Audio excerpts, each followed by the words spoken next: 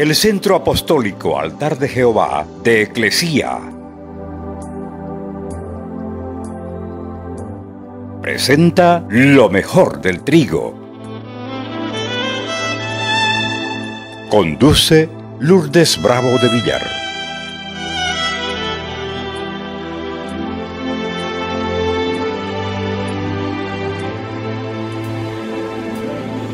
Libro de Efesios, capítulo 5, verso 17. Dice: por tanto, no sean insensatos, dementes, locos, sin cordura, sino comprendan cuál es la voluntad del Señor. La Biblia es una historia de métodos por los cuales Dios tiene comunicación. Ahí vamos a ver nosotros cómo es que Dios habla. Habla con el hombre, y por eso es que vamos a revisar algunos ejemplos que Dios usa para comunicarse con el hombre. El primero, Dios habla al hombre a través de la Biblia, su palabra escrita. Él no necesita hablarle de las cosas que ya reveló en las Escrituras. Las cosas que están reveladas en las Escrituras son para obedecerlas. Si nosotros preguntamos acerca de cosas que ya han sido reveladas, Él no nos va a contestar. ¿Por qué? Porque ya están reveladas en su palabra. Él puede usar otros métodos para hablar, pero jamás va a contradecir su palabra. Dios habla también a través de la oración. Hay muchos ejemplos bíblicos de Dios hablando como resultado de la oración. O sea que la oración y el ayuno trae como resultado la voz de Dios. Así pasaba con los profetas. Así pasó con los profetas también que estaban en Antioquía. Dios habló con Pablo y con Bernabé y les dijo que los iba a ocupar en cierto ministerio. Y cuando ellos estaban en la iglesia de Antioquía, que era un centro apostólico, porque de ahí salían a las misiones y volvían ahí otra vez, un día que ellos estaban orando y ministrando al Señor, el Espíritu Santo habló por boca de algunos de los profetas que estaban ahí orando. Y dijo: apártenme a Bernabé y a Saulo para el trabajo, el ministerio que ya yo les hablé. O sea que antes ya les había hablado lo que ellos tenían que hacer, pero en el presbiterio donde estaban en Antioquía los profetas tenía que confirmar lo que ya ellos habían recibido. Por eso es que les habló a través de un profeta que todos estaban en oración en Antioquía. Jesús enseñó a sus seguidores a orar, porque la oración incluye una demanda del cumplimiento de su voluntad. Por eso es que cuando los discípulos le dijeron a Jesús: enséñanos a orar como Juan enseñó a sus discípulos, Él dijo: bien, así van a orar. Padre nuestro que estás en los cielos. Y siguió explicándoles y dijo: venga tu reino. El reino de Cristo tiene que venir a morar en nuestros corazones. Y cuando more realmente en nuestros corazones va a ser hecha su voluntad. Venga tu reino y sea hecha tu voluntad. Que tu voluntad sea hecha como es en el cielo. Así también sea en la tierra, porque en el cielo no se discute la voluntad de Dios. Nadie está: ¿será que Dios dijo? ¿Será que vamos a hacer esto? Allá no se discute. Su voluntad de Él es lo que se hace. Jesús oró también para ser dirigido en la elección de sus discípulos.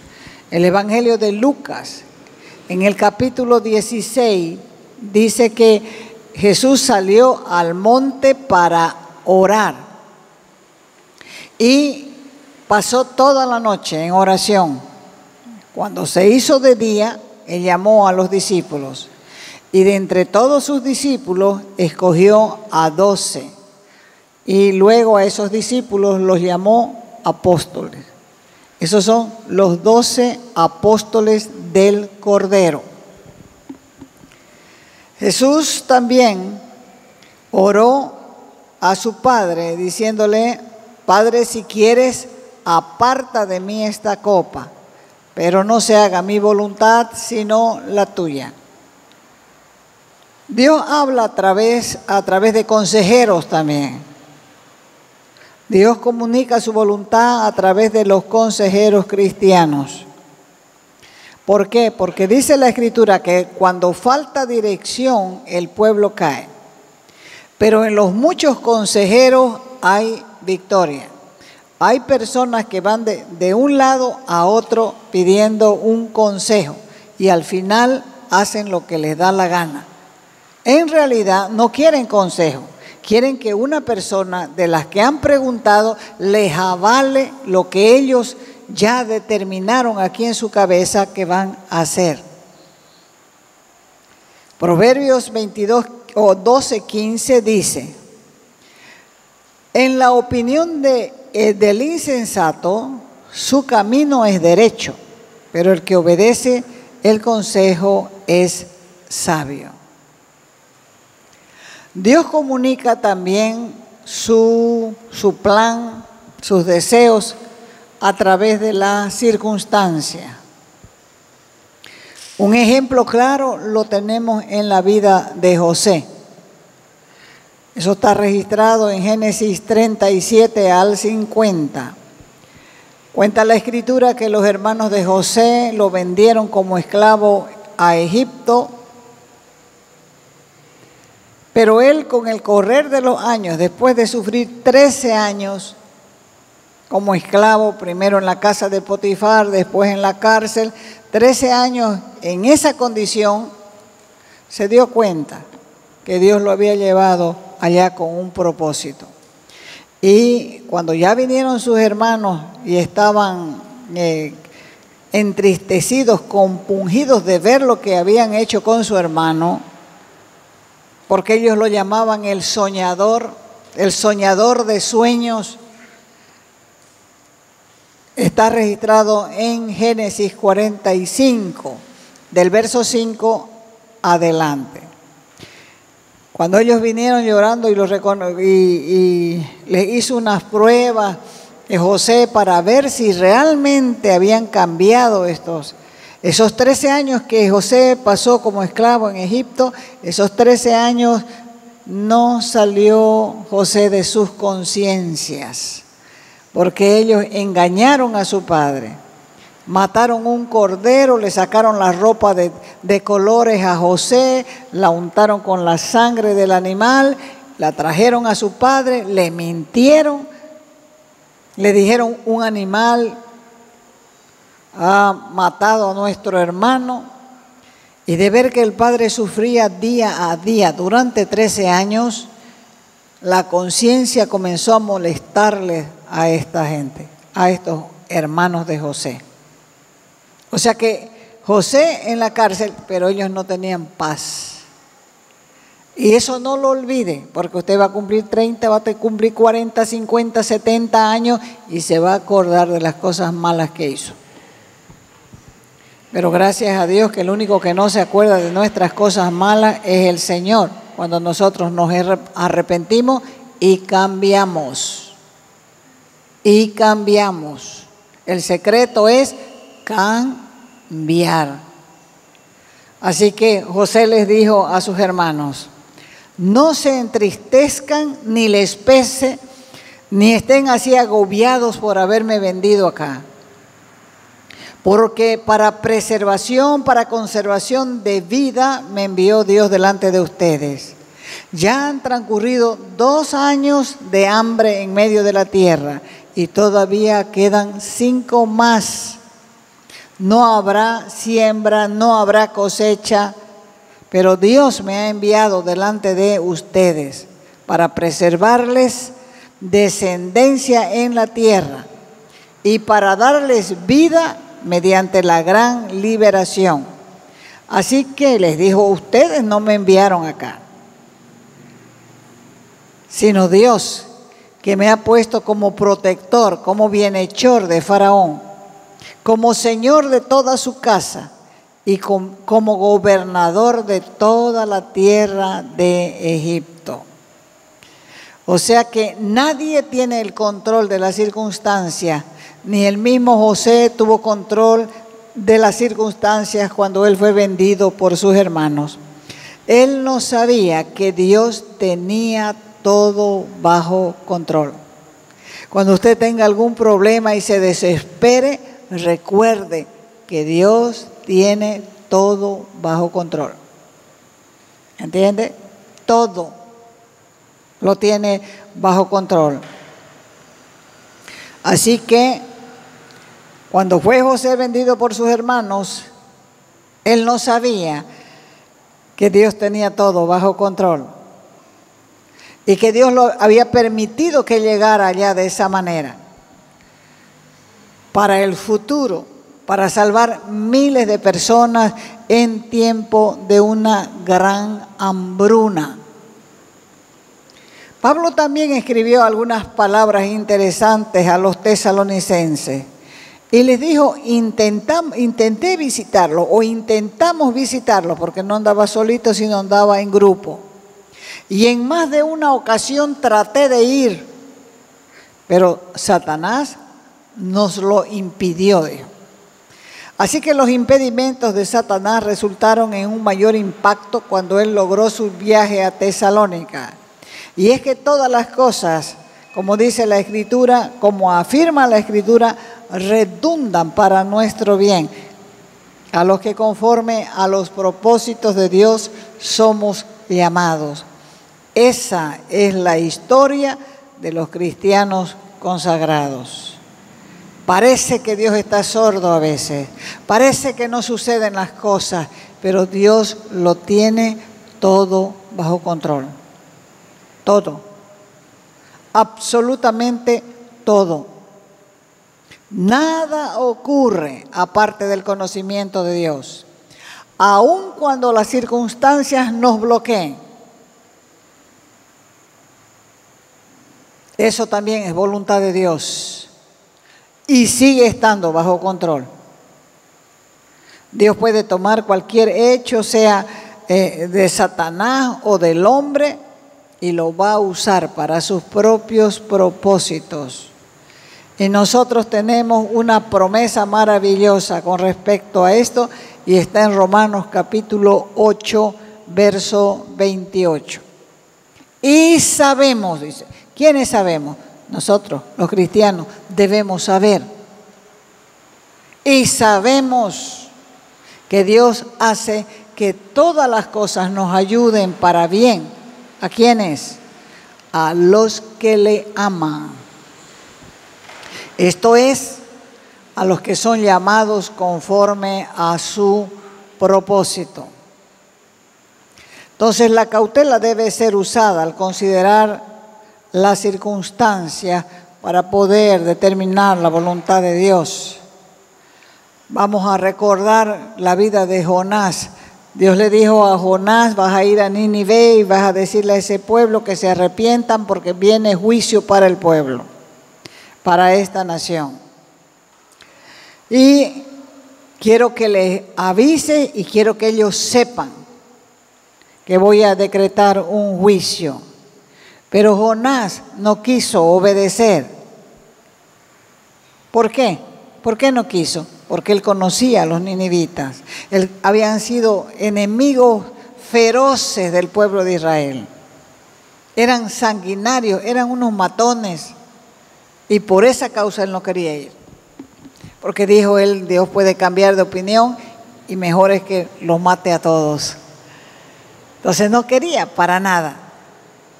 Él se fue al puerto a buscar un barco que lo llevara lejos. Compró su pasaje y se embarcó. Quizá él pensó, bueno, esta es la voluntad de Dios.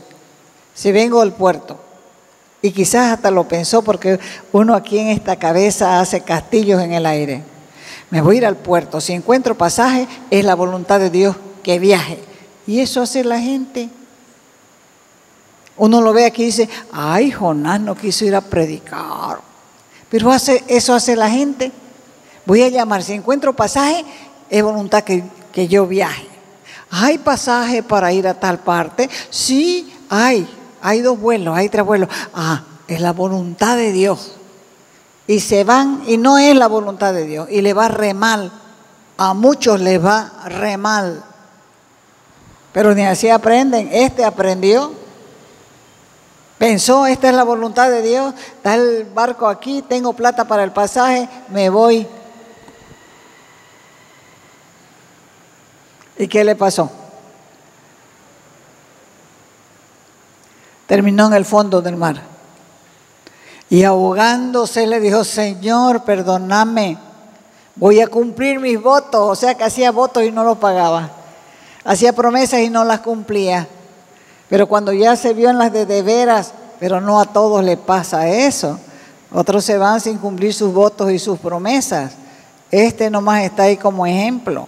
Clamó a Dios y Dios lo hizo absorber por un pez, tragar sin mascar por un pez y luego lo hizo vomitar en la playa. Así hace mucha gente, pero es porque no conoce a Dios. Dios nos habla también a través de las puertas abiertas y puertas cerradas. ¿Cómo nos habla Dios? Ya estamos entendiendo. A través de, primero, a través de la palabra. Segundo, más fuerte, a oración y ayuno. Tercero, por las circunstancias. Cuarto, a través de puertas abiertas y puertas cerradas. Las circunstancias de la vida resultan en lo que ha sido llamado puertas abiertas o puertas cerradas. Pablo les escribió a los corintios y les dijo, pero me quedaré en Éfeso. Corintios, me voy a quedar en Éfeso. Me voy a quedar hasta Pentecostés, porque se me ha abierto una puerta grande y eficaz y hay muchos adversarios. Pablo decidió quedarse en Éfeso porque él vio a través de la circunstancia que había una oportunidad de predicar. Y a esta oportunidad de predicar él la llamó puertas abiertas. En otra oportunidad, Pablo expresó su deseo de ministrar en ciertas áreas, pero las puertas estaban cerradas. Está en Hechos capítulo 16, versos del 6 al 7. Dice, atravesaron la región de Frigia y de Galacia, porque les fue prohibido por el Espíritu Santo hablar en Asia. ¿No quería el Espíritu Santo que se salven los asiáticos? Cuando llegaron a la frontera de Misia, procuraron entrar a Bitinia, pero el Espíritu Santo no se lo permitió. Una puerta cerrada no significa que te has extraviado de la voluntad de Dios. Tampoco significa que no es la voluntad de Dios. Pablo posteriormente evangelizó Asia, pero cuando él quería ir, no era el tiempo de Dios. Por eso la puerta estaba cerrada. A veces la puerta está cerrada porque no es el tiempo correcto dentro del plan de Dios. Después, esa misma puerta puede abrirse. ¿Están entendiendo? Dios nos habla también a través de ángeles. Lot, por ejemplo, recibió la dirección a través de los ángeles. Por la intercesión de Abraham, Dios le concedió que Lot no muriera en el juicio para Sodoma y Gomorra. Así que los ángeles fueron hasta Sodoma y Lot los encontró en la plaza y les dijo: no se queden así, vengan a mi casa. Los llevó a su casa y a la medianoche aparecieron todos los sodomitas del pueblo. Y abrirnos la puerta, tenés que abrirnos la puerta. Vos tenés 2 hombres aquí y nosotros queremos cohabitar con ellos. Qué tremendo. Así que el juicio de Dios sobre Sodoma no se dejó esperar. Dice que los ángeles sacaron la mano, lo metieron, lo jalaron a Lot para que entre a su casa y hirieron con ceguera a toda esa multitud que estaba afuera gritando que los saquen a los varones que habían venido a la casa de Lot. Al día siguiente, bien temprano, los ángeles lo despertaron a Lot y a las hijas y a la mujer y dijeron: vamos, porque Dios ha decretado el juicio para estos pueblos. Y tuvieron que casi sacarlos a jalones, porque cuando uno se acostumbra a lo malo, es difícil, muy difícil sacar. Por eso dice la Escritura que nosotros tenemos que aprender a decir a lo malo, malo, y a lo bueno, bueno. Porque si no nos vamos acostumbrando a ver las cosas malas y después ya no nos parecen tan malas como son. Porque nos hemos acostumbrado a vivir en ese ambiente. Así que los ángeles tuvieron que jalarlos a Lot y a su familia para que pudieran huir de Sodoma. Dice la Escritura también que un ángel habló a Felipe y le dijo que fuese a Samaria. Y cuando Felipe llegó hasta Samaria, comenzó a predicar y hubo un gran avivamiento en Samaria. Cuando los apóstoles se enteraron, fueron a ver lo que había acontecido allí. También un ángel se le apareció al padre de Juan Bautista y le dijo, era Zacarías, le dijo que Dios le estaba enviando un hijo a él. Y Zacarías no creyó. Y entonces el ángel le dijo: vas a quedar mudo hasta el nacimiento del bebé. Y cuando ya tocó el nacimiento del bebé y querían presentarlo y ponerle un nombre, le preguntaron a Elizabeth, su mujer, le dijeron: ¿qué nombre le ponemos al niño? Tiene que llamarse Zacarías. Y ella dijo: no, su nombre es Juan. No, dijeron las mujeres, no opinan aquí. Era terrible cómo manejaban a las mujeres en aquel tiempo. Así que le dijeron: vamos a preguntarle a su padre. Y el padre hizo seña que le pasen una tablilla, una tabla, y ahí puso: su nombre es Juan. También un ángel se le apareció a María para anunciarle que de su vientre iba a nacer el Salvador del mundo. Hay numerosos registros bíblicos de ángeles que aparecen para comunicar la voluntad de Dios para el hombre. Y podemos encontrar, estudiando la Biblia, ahí vamos a encontrar muchos ejemplos de cómo los ángeles le hablaron a las personas, y eso es una experiencia que también es parte de cómo Dios habla al hombre. 7.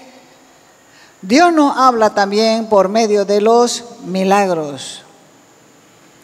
Y un milagro es un evento sobrenatural que está más allá del poder del hombre.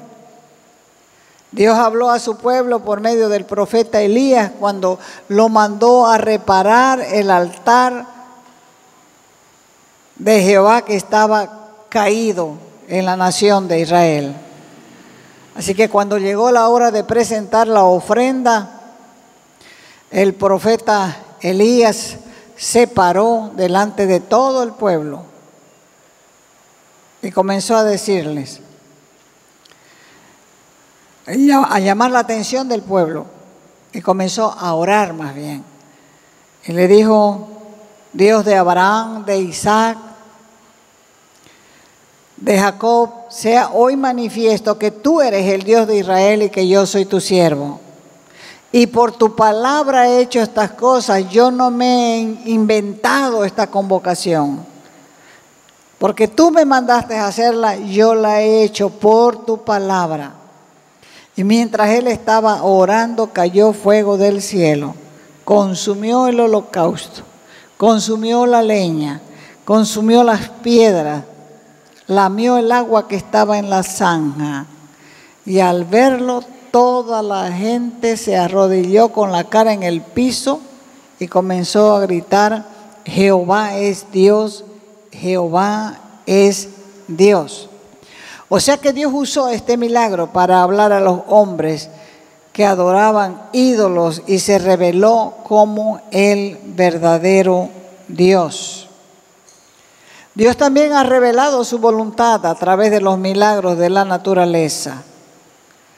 Cuenta el libro de Éxodo que una columna de fuego y una nube en el cielo le daba dirección a su pueblo de día y de noche, cuando ellos estaban viajando a través del desierto.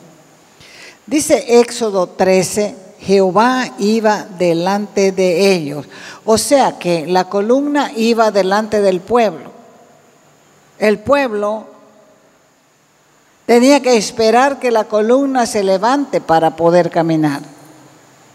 En cambio, muchos le dicen al Señor: estos son mis planes, mira, estoy pensando eso, ¿qué decís vos? Al revés, cuando es a preguntarle a Él qué quiere para nosotros. Porque los pensamientos de Dios no son como nuestros pensamientos. Los pensamientos de Dios están altísimos y los pensamientos del hombre son bien pobres. Nunca se apartó Dios de ellos. Les alumbraba de noche con una nube de fuego, una llama de fuego. ¿Para qué? Para alumbrar, para que ellos puedan, para ahuyentar también las víboras, porque en el desierto hay víboras, hay alacranes, hay fieras, hay todo. Entonces necesitaban ese fuego. Y de día pues el calor era intenso. Necesitaban también una protección sobre ellos. Dios habla al hombre a través de sueños. Eso es más fácil para muchos. Es más fácil para la mayoría. Él nos habla aún cuando estamos dormidos. Pero no son sueños normales. Son sueños sobrenaturales dados por Dios. Son detallados, son específicos y revelan su voluntad. Dios advirtió, por ejemplo, a Abimelech en un sueño que no tocase a Sara. Era un sueño específico: no toques a esa mujer, porque esa mujer tiene marido. No la toques. Entonces Abimelech dijo: pero vas a dañar así a alguien inocente. Y el Señor le dijo: yo no dejé que la tocaras. No era tan inocente, porque el Señor le dijo: yo no dejé que la tocaras. O sea que aquí estaba él maquinando, porque llegaba una mujer bella a estos reinos y ya nomás escorría la voz, la tomaban y al harén. Y así estaba ella preparándose ella para que el rey